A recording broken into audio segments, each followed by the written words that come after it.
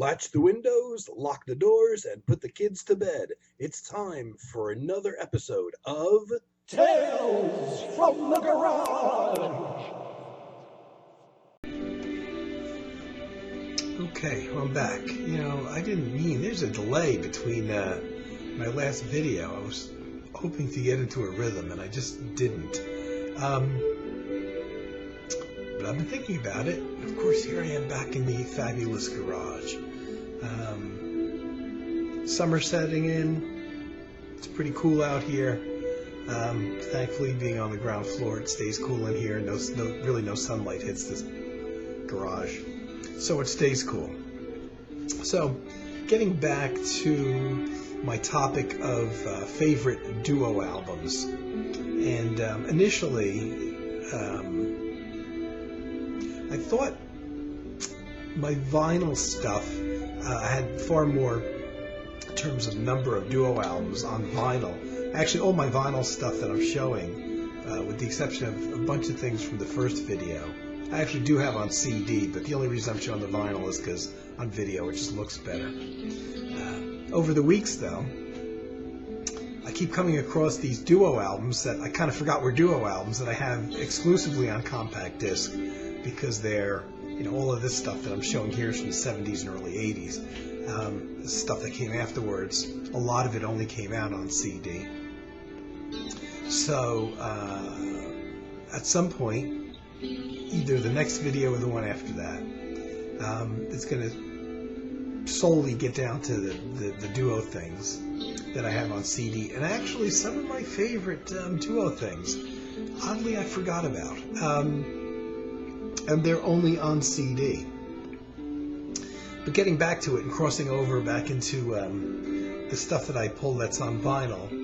Now, my favorite type of album is not the duo album, actually. It's solo albums, where one musician goes in and plays all the parts himself. Not really live stuff in the studio, like, you have a lot of solo piano albums that are just essentially live albums done in the studio, or even in a lot of classical guitar type of albums, even if they're in the jazz world, are essentially live recitals of guitar playing in the studio. My type of solo album that I like is when a musician goes in and he overdubs like crazy, or even just duos or trios or quartets or whatever, just playing all the parts himself. Next to that, my favorite thing are duo albums. And I've got a few albums here that are actually both the solo and the duo albums combined. So I wanted to include them because they fit in here as well as they would any kind of solo album thing, if not more so. Because they're about, in a lot of cases, they're about like half and half. So my very first, what was actually the very first Bill Frisell solo album, which is still my favorite thing he ever recorded as a leader, In Line. One of the rare instances where Eberhard Weber's wife, who used to paint all of the album covers for Eberhard Weber, actually did somebody else's album cover, and she did all of these little portraits, little paintings for Bill Frisell's album. Actually, the first recording session that was released commercially that Bill Frisell played on was in 1979 on Eberhard Weber's album Fluid Russell, one of my favorite albums of all time. That's where I first heard of Bill Frisell, and I liked his unusual style on that album. He didn't have a huge role in terms of like soloing on that album. That was more of a compositional album, and he was actually even on that album, the Eberhard Weber album, playing more texturally and atmospherically. But I loved it right away, and I'm like, gee, I haven't heard of this guy before. And of course, this isn't around 1980, and the internet wasn't around, and I couldn't find anything else with Bill Frisell on it at that time. And only it took years and years to realize, well, there wasn't anything else at that time. That was his first recording session. So eventually ECM released this album in 1983, which was Bill's first solo album. 1983.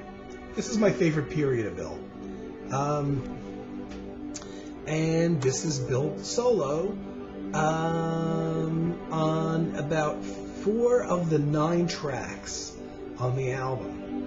The other 5 tracks on the album, which are all originals by Bill Frisell, he's joined by one musician and one musician only, Harold Anderson on upright bass.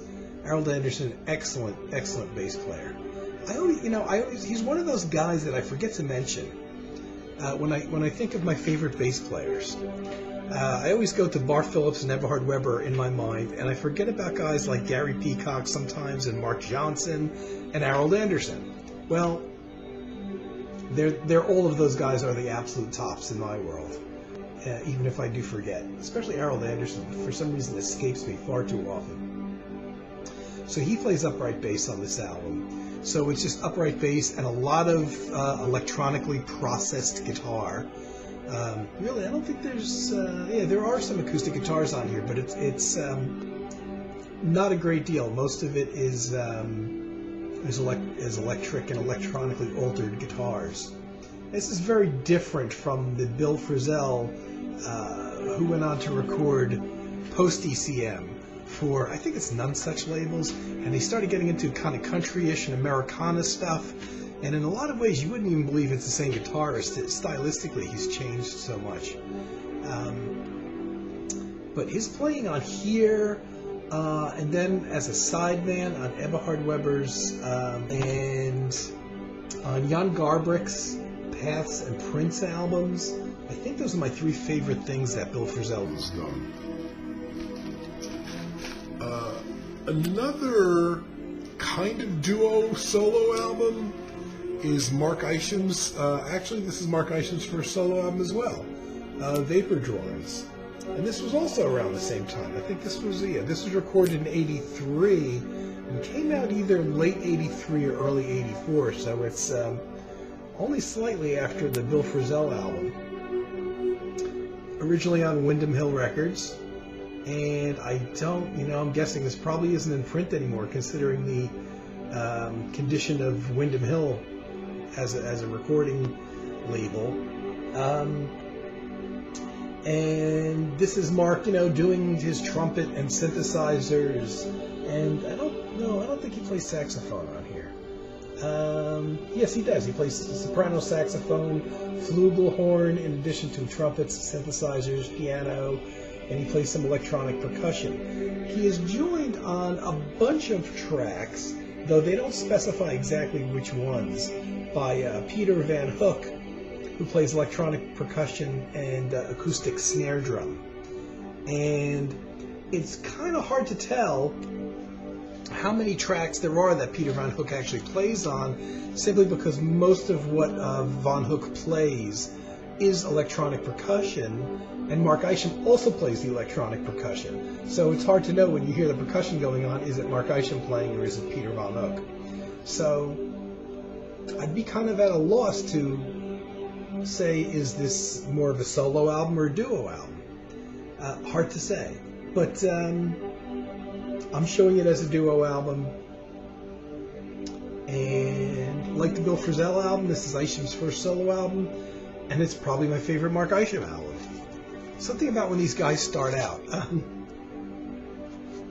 Another classic I've shown a lot probably and talked about a lot because it's a particular favorite. Jack DeJohnette's Pictures.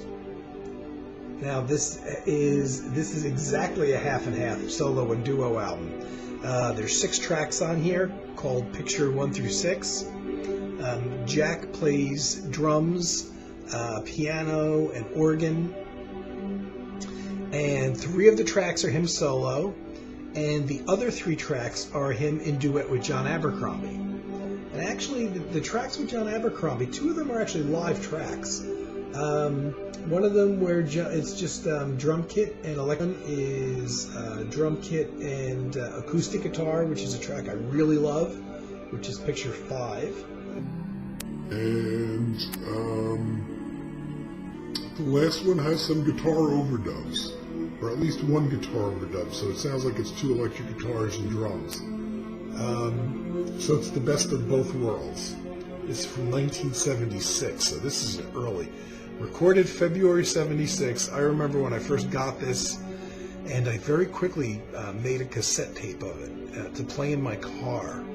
And it was an album recorded in February, so it was wintertime, and I can remember having that cassette in my car during winter. I must have picked it up in late autumn or wintertime myself, and I remember listening to it in the car when it was really cold outside.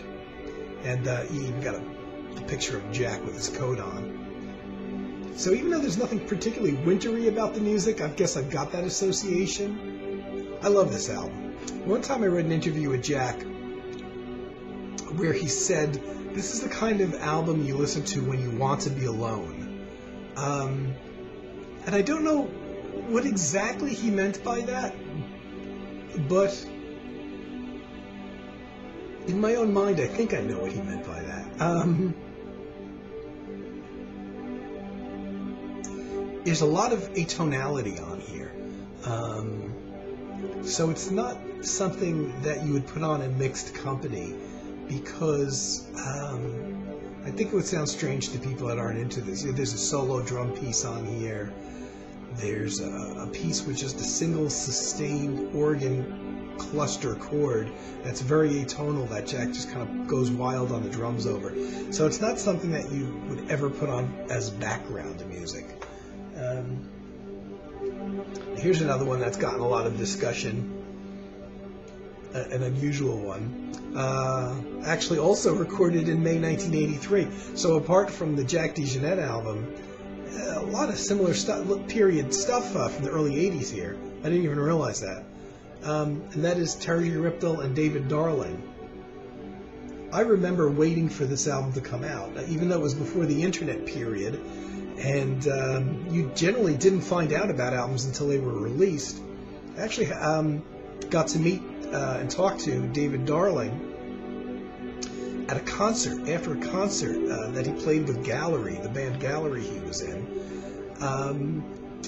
The people in the audience, if they wanted to, could approach the people in the band, and I got to speak to David Darling, and I was talking to him about his, at that time, fairly recent, it was a year and a half old or so, his Journal October album, which is an excellent David Darling solo album, entirely solo, and I believe the first one that David Darling ever did like that. It's probably my favorite of his solo albums as well. And I was talking to him about that, and he mentioned to me that Terje Ripdel, the Norwegian guitarist, had heard Journal October and really dug it, was also on ECM Records, as this is, and contacted him to make an album together, just the two of them. And at the time, I don't recall, because this was recorded in May '83, and that was roughly the same time that I had seen this concert with David Darling. I'm wondering, I don't recall if he had just recorded the album or they were set up to record it in very short time at the time when I spoke to him. But for once, I actually knew about an album many months before it was released. You just didn't find out about stuff like that back then. And I waited and kept on going to the record stores because that's the only way you could find out. And unusual album. There's how many pieces on here? 1, 2, 3, 4, 5. There's seven pieces on here that are duos, with David playing his 8-string electric cello. Many overdubs. He creates a whole entire backdrop of chords on overdubbed cellos, and he also plays the acoustic cello, and Terje Ripdel plays the electric guitar, and he also plays a Casio synthesizer, believe it or not. The synthesizer isn't real heavily prominent. There's a couple tracks that he just holds out a couple sustained chords on as a backdrop. But there's, interestingly, a solo track from each member on here. So Terje Ripdel starts it off with a very rock and roll kind of wild electric guitar track. Then it settles into the rest of side one, which is duos of Darling and Terje Ripdel. And then we get a David Darling solo, which there's a lot of overdubbing on the David Darling solo track, so at first you don't even realize it's a David Darling solo track until you really sit and analyze it and realize, oh, there's no guitar in there. And then the rest of the album is duets. Really wonderful album.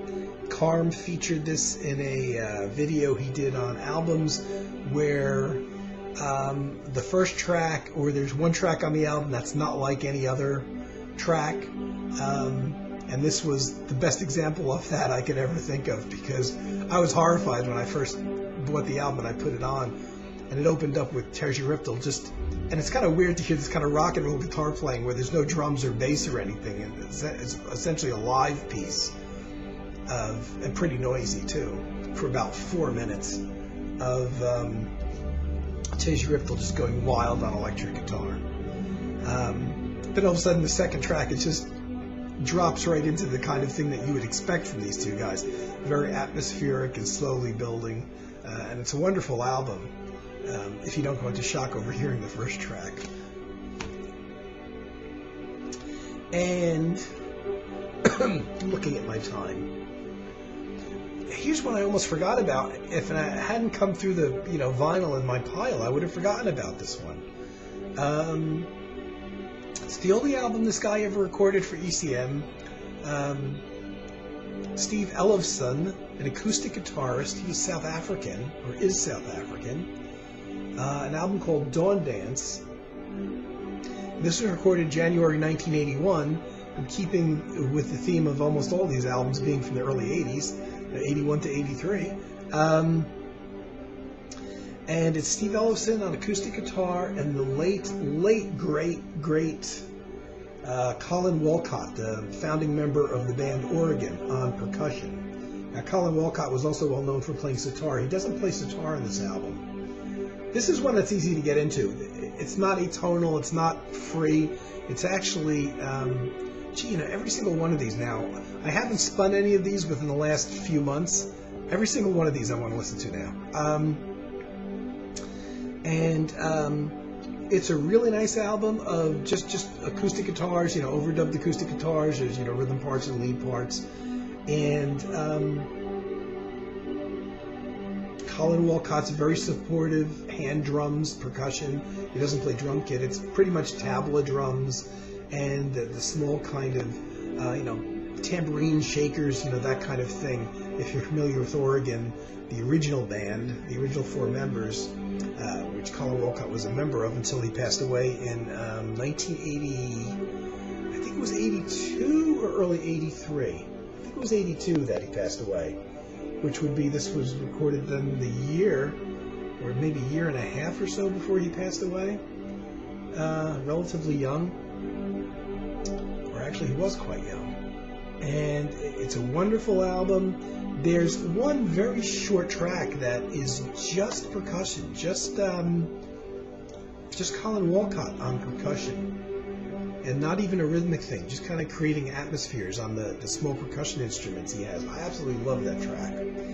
And thinking about this, I'm pretty sure that there's at least one track that Colin doesn't play on, so it's also a solo, slight mixture of solo and duo tracks. Pretty sure there's 1 or 2 tracks that Steve Ellefson just plays acoustic guitar that there's no percussion on. Damn, now I want to hear this too. Really good album. Steve Ellefson was supposed to record, I read only a couple of years ago, was supposed to record a follow-up album for ECM. It was actually scheduled to be recorded. And I think he was skiing, and he ended up breaking an arm or a leg, and it made it impossible to record at that time. So he had to put off the recording, and as a result, he never went back and recorded another album for ECM. Damn, you never know what would have happened, because if he had kept that recording date and been able to record that second album for ECM, who knows, he might have had an ongoing relationship with them. Or who knows who would have been on the album. Okay, so, I'm around 20 minutes. And actually, that's it for the kind of albums that I have that are combination solo and duo albums. So it might be a good place to stop and give you guys a break and not do my usual 8-hour tirades here. And I'll be back with the last batch, there's not many left, of vinyls. And then I'll start going into the things that I only have on CD in terms of duo albums. And I'll keep this as an ongoing theme. I might end up doing a video of something different in between, even if something else comes up. Okay, guys, thanks for watching. And I kept the music pretty low in the background this time, so I don't think it overpowered me, unlike my last couple videos. I'll be back soon. Take care, everybody. Tune in next time for more Tales from the Garage.